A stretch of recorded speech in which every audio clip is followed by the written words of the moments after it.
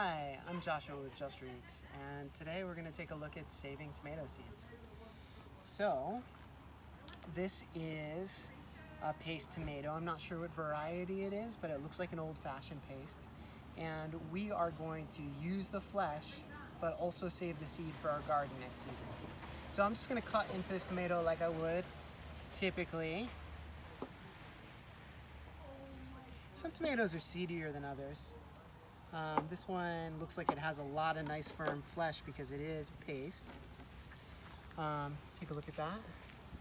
And so what I'm gonna do is I'm just gonna take a regular spoon and get some of, as many of the seeds as I can, and then a little bit of the flesh as well into a bowl. Now, I don't wanna get too much of the flesh because it's all good to eat. And this seed is kind of an added value product to prepping a delicious summertime tomato. Now, if we prep an heirloom tomato, those guys are already open pollinated. That means that they should pretty much grow true to the fruit that you enjoyed the summer before.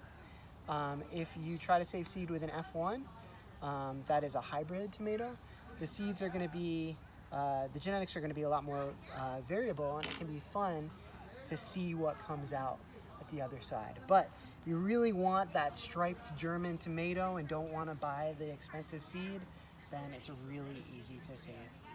Now, what I'm going to do, you can see with this paste tomato, there was quite a bit of juice in here.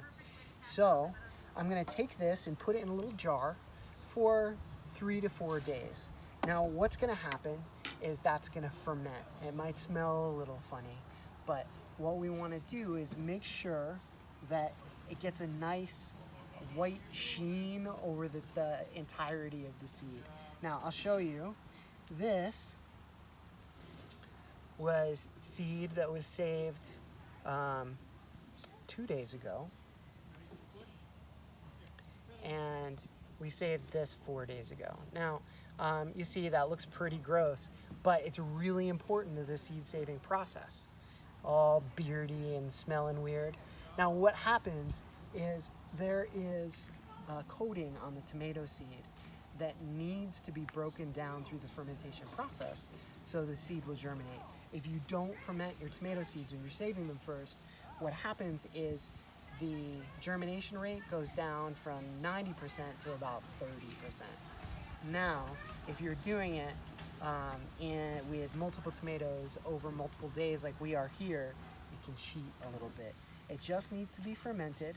So we're gonna take a little bit of this super moldy, weird tomato. This is all the same variety, so I don't have to keep track. And we're gonna put some in there and some in here and give them a good mix. Now, that's like putting a little bit of mother into your apple cider vinegar. You're gonna make sure that it's nice and probiotic that way, and the fermentation process is just gonna speed up. Now, there's a delicate balance that you need to strike. This has quite a bit of water in it, but if you're keeping them inside in your kitchen, it might be a little drier. So you might want to add a little bit extra water, especially if you see them drying out. Now you can see this is a few days old and it still has some liquid, that's fine. But if you see they're starting to stick to your cat food container in this case, then what you need to do is just add a little bit of extra water. But the caveat with that is if you put in too much water and you leave them in the jar for too long, they're gonna sprout. You're gonna do your work, you're gonna break down that casing with your fermentation process, and then you're gonna have sprouted tomato seeds, which you then can't store. So, some water, not a lot. And once they have started to ferment, if you want to, and this can just stay on your countertop, but if you want to put a lid on it, put it in a mason jar and seal it, once the fermentation is starting to happen, that should be fine. You just want to make sure that it's inoculated first. And you can do that with an old batch, just like I did.